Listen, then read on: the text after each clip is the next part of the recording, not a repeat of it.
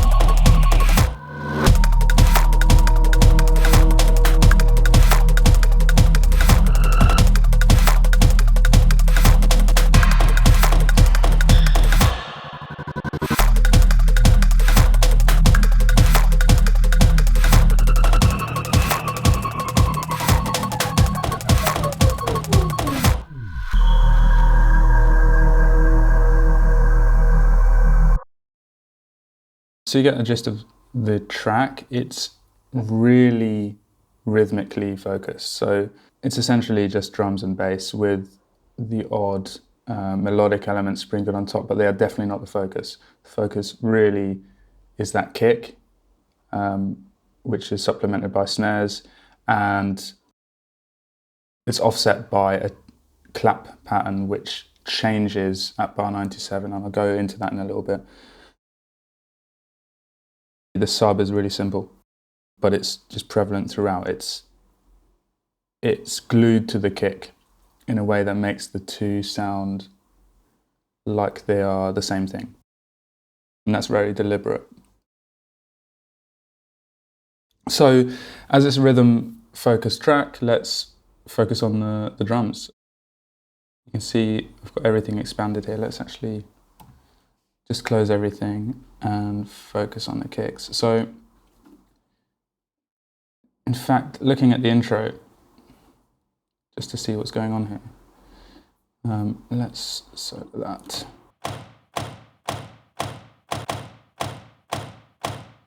Okay, super simple. It's a triplet rhythm kick.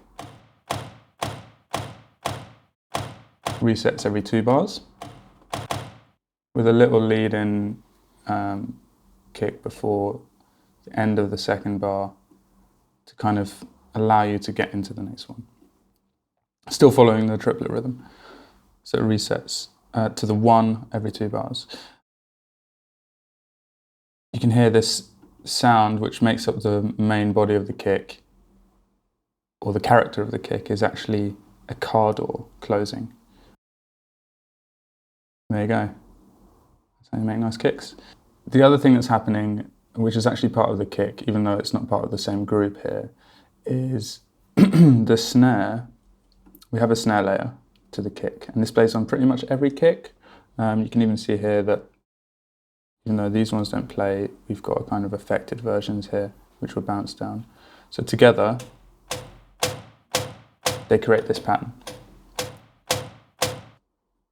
And this is really useful for this track because it means I don't have to create any like high pass filters or anything to reduce the energy in an intro or breakdown section, and actually keep it very simple by just removing a sub kick from the equation.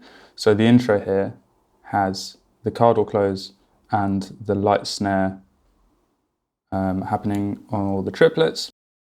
And then if you see here on the drop, for the A section, what I'm doing is adding a kick underneath that car door close to really give it the body. And let's listen to that on its own. Straightforward kick with the car door kick. You see you get that top end character. And then with the snare,